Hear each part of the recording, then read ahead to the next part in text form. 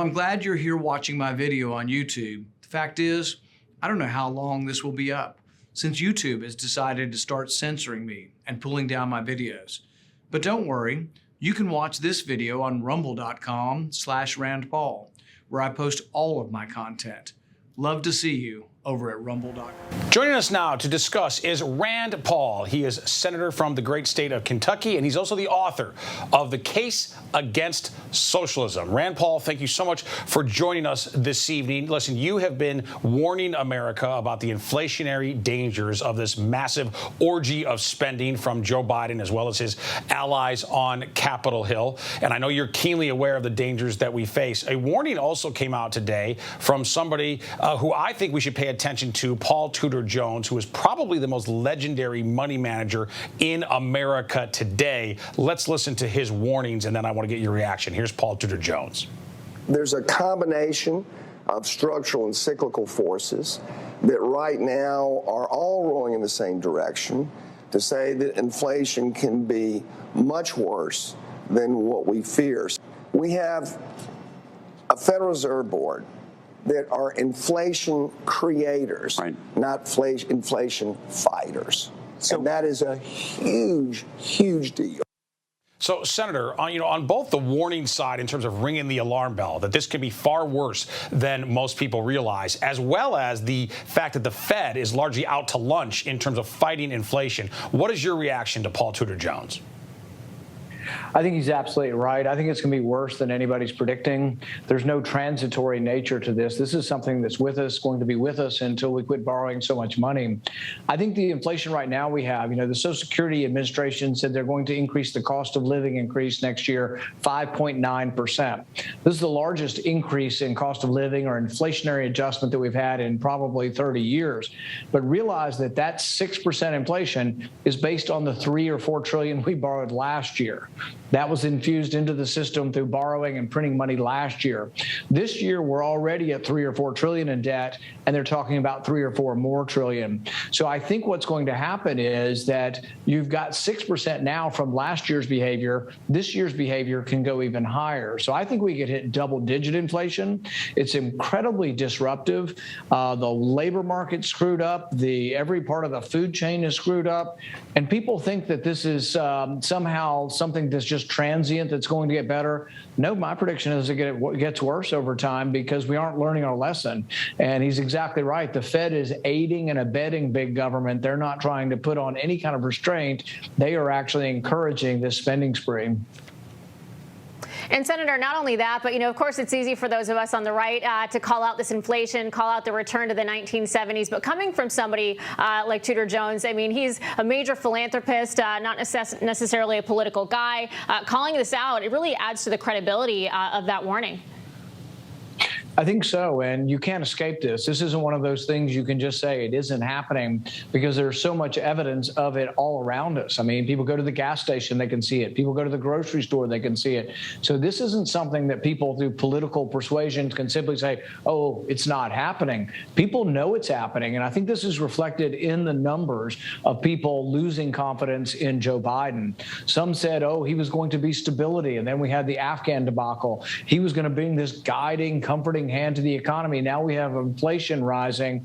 And really, it's this bait and switch. The Democrats say, here's something for free, but it is a bait and switch. Nothing really is free. It's paid for through borrowed money, but ultimately through inflation as well. Senator, I want to ask you about that aspect of it because, I've made the point that I think that independents are leaving their support of President Biden in droves because of this very issue, because of inflation. People who aren't necessarily particularly politically involved, but, to your point, everyone has to live with the consequences of this Biden inflation surge on a day-to-day basis. Now, what the Biden folks will claim and his allies in corporate media will claim is that, well, this is the natural result of a recovering economy. And I want to put some data here on the board to dispel dispel that, if we can take a look at CPI, you will notice that in the second half of last year, when Donald Trump was still president, for the last 6 months of his administration, CPI, the Consumer Price Index, was at 1.4% or lower, and that was as the U.S. economy was aggressively reopening, particularly in freedom jurisdictions, places like Florida. So we had aggressive growth with extremely tame inflation. And as that graph that we're putting on the screen shows, it literally started to explode as soon as Joe Biden took office. Now, to me, the numbers tell the tale there, and the numbers don't lie. This is completely a creation. It is a created crisis of Joe Biden, along with Chuck Schumer and Nancy Pelosi, all conspiring to take a government that was already borrowing and spending too much and putting that borrowing and spending on absolute steroids. Your thoughts?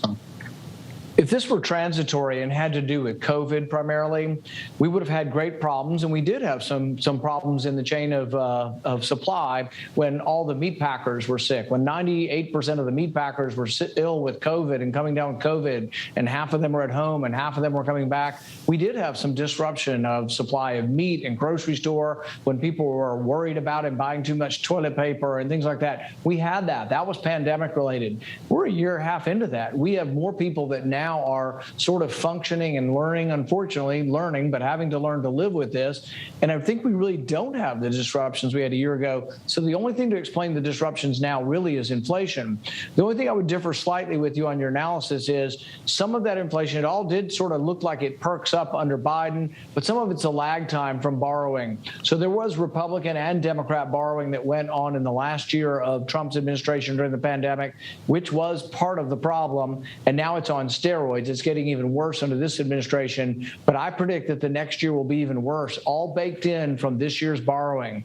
So as they pass their big government socialist program, we will get more inflation. We've already got 6%. We're going to get vast amounts more. And the people it hurts the worst are those on fixed income, retired folks, and those people who are workers on lower wages at the beginning of the socioeconomic ladder. They will be hurt the worst by inflation. And they're the ones being offered free stuff. So on the one hand, the Democrats say, here's a bunch of free stuff. But on the other hand, they don't tell them you're going to pay for it by higher prices in the grocery store and at the gas pump.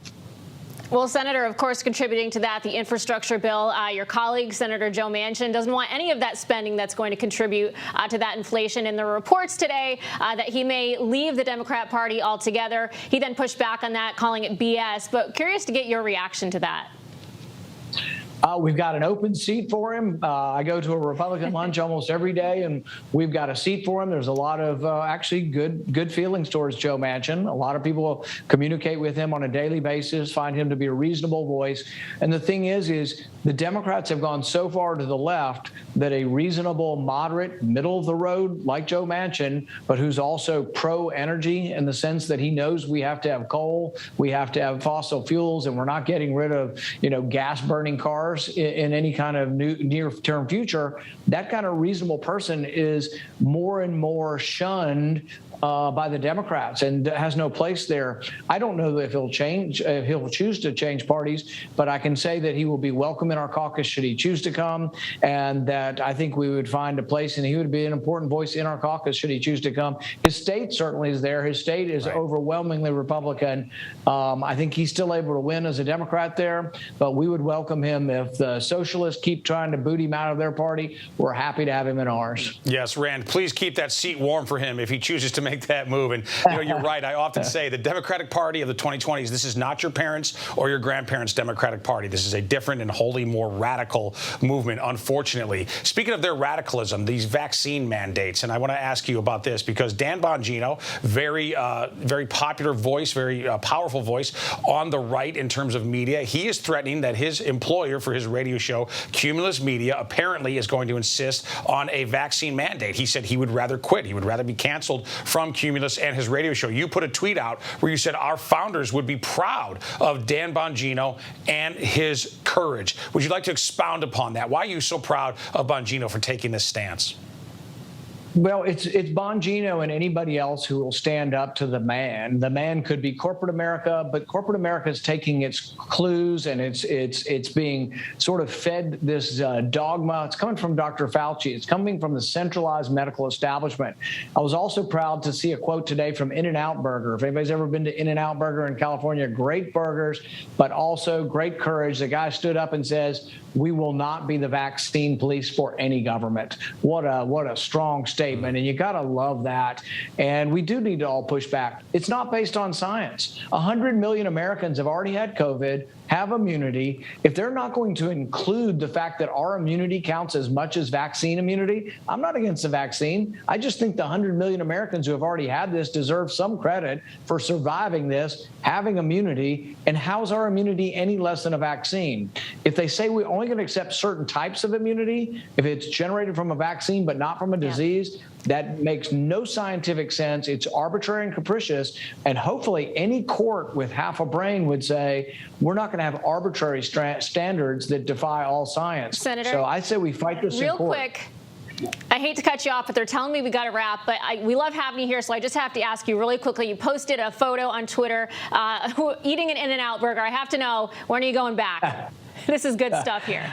Next time I'm in California, burgers are on my diet. I have to eat a burger at least once a week. So I love it. Well, Senator Rand Paul, thank you so much for joining us tonight. Thank you.